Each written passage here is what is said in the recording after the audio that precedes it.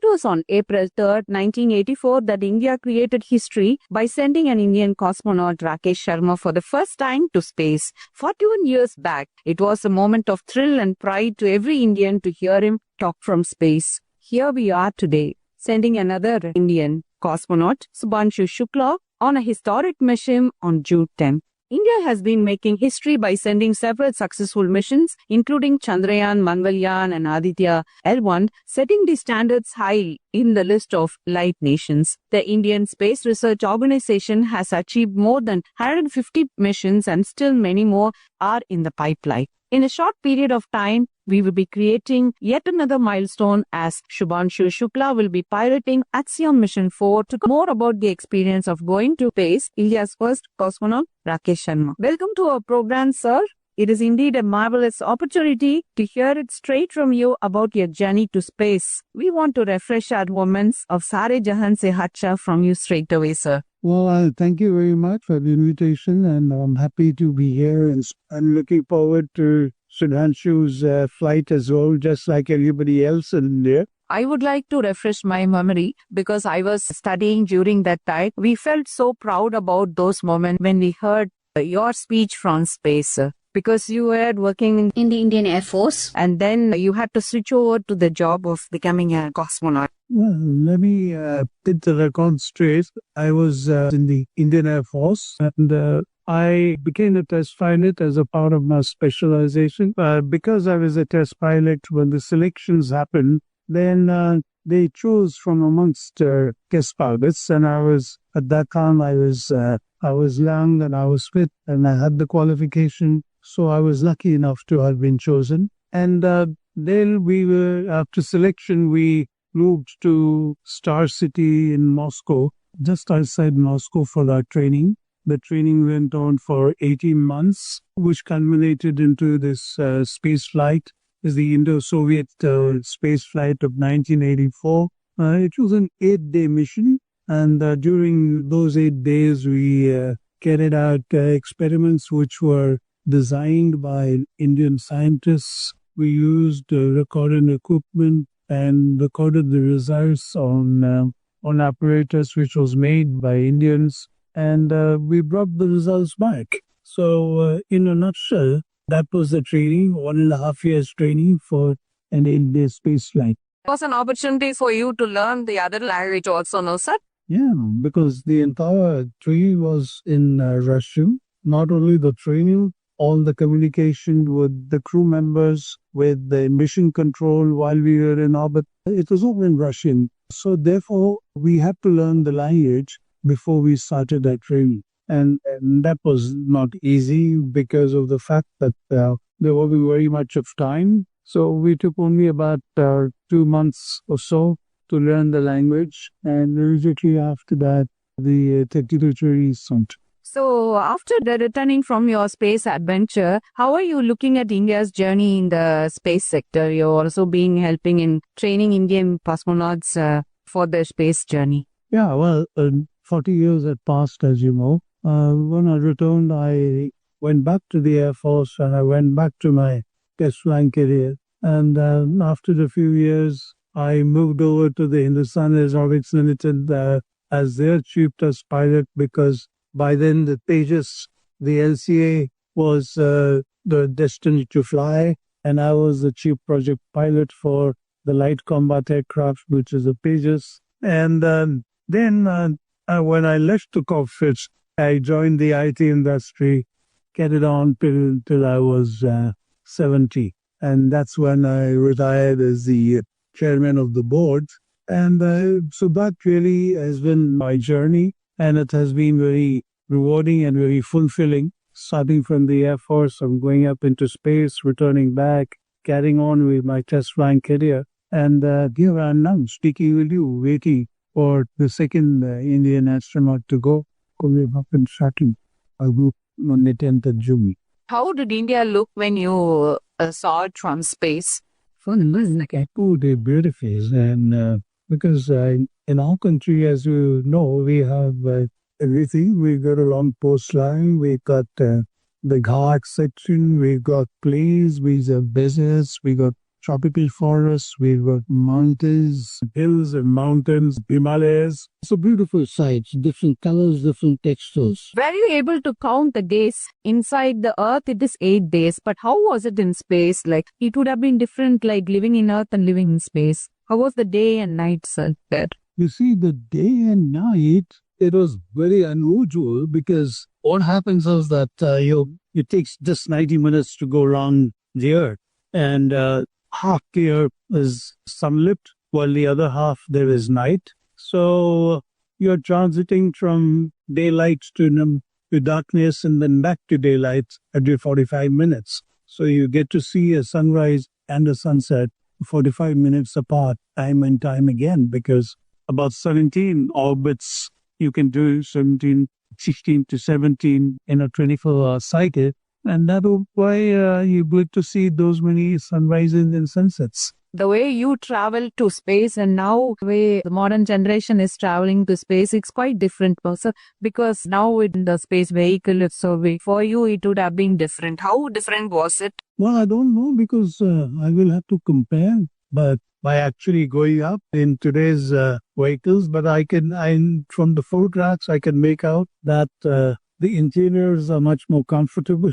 They're probably slightly bigger, and these are the changes. But otherwise, as far as the astronauts experience, I don't expect much to have changed because the human body hasn't changed very much, and that is why I feel that the medical impact is not going to be very much. As far as the mental impact is, that will always be there because humans will be able to get a different perspective, and they're going to see the larger picture, and it does kind of alter the worldview, and you kind of get rooted because you then find your actual position in the universe. This is such a vast place, so uninviting, that you then feel that we must look after planet Earth because that makes us so comfortable here. So we start worrying about the environment, we start worrying about conflicts which are happening. So it changes, your mindset undergoes a bit of a change, and you become, well, psychologically you will get impacted. India has also been into deep space missions and like Chandrayaan, Mangalyaan and Aditya, and many startups are also encouraged to join space missions. What is your take on this, sir? Do you want many young people to dedicate themselves to work this, experimenting with space missions and all? You see, the human is always thirsty for knowledge, is adventurous, whether male or female. So therefore, whatever will happen, yes, initially I suppose tourism will happen, but exploration will also keep going on side by side. We will be going out farther and farther from planet Earth. We will initially try to get resources from space. But I think what more importantly, what space kind of gives us an opportunity to look at ourselves in the mirror. And I say ourselves, I mean the entire humanity, and the fact that we are here not realizing that we are so safe in this environment. Anywhere outside is a very hostile environment. So therefore, we really need to preserve what we had, which means we need to end conflict. We need to forget about our weapons. We need to forget about contemplation. We need to start cooperating instead, because this planet belongs to everyone. It's not the sole preserver of any one nation, powerful or weaker. We are all here together. So once Professor Yashnal had mentioned that our common origin must get for us a common destiny, and that's what we must do. Yeah. What is your message to the children and youth of to be in connection with Shubhanshu Shukla's achievements? Well, I would tell them, keep the whether we like it or not. Space exploration will keep marching ahead. We need to ask yourselves whether you want to be a part of that new technology which is coming. It opens up new or verticals for which new skill sets will be required. So do you want to be future ready? If you want to be future ready, if you want to try something which is more exciting, But you must be passionate about what you're doing. And I say that because it's not an easy life. It is an unusual life. It's a difficult life.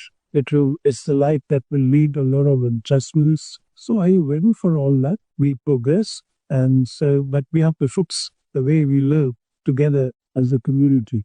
Yeah, as you said, it is very difficult journey, and it requires more than commitment from one person. It also requires cooperation of the family and cooperation from everybody. Give you an emotional support. How was it for you, sir, when you undertook the first gen? Well, yeah, so family support is very important, obviously, in the sense that we come from a traditional society, and I'm talking about us Indians, where generally the parents decide what the child should do. I think things are changing and things should change because if you can identify your child's interests, then I think in a let a child follow that interest, because only if you are interested in something will you become passionate about it. And if you're passionate, then you will succeed in what you have chosen. So instead of force-fitting the child's intelligence and application into a particular vertical of work and finding years later that he's not feeling fulfilled, therefore he would not be realizing his potential, then my advice to the parents would be to let the children find their own way. Of course, you should continue to be there to guide them gently, to make them focus, to realize, to encourage them. And that's what we believe in. What is your vision, sir? What is your dream for our country in space technology? How India should fare? Can you just tell us about that? Yeah, I think India, is very fortunate because of our rich cultural heritage and our background. We has really shown earlier, years ago, we've shown the world what soft power can do without wanting to dispossess people of their wealth. We had added to other people's culture. We had absorbed other people's culture without forgetting who we are. So in that case, in that sense, we are timeless. And I do believe, and that is my dream, that India, today's world is full of chaos and is very fragmented, but is very confrontationalist.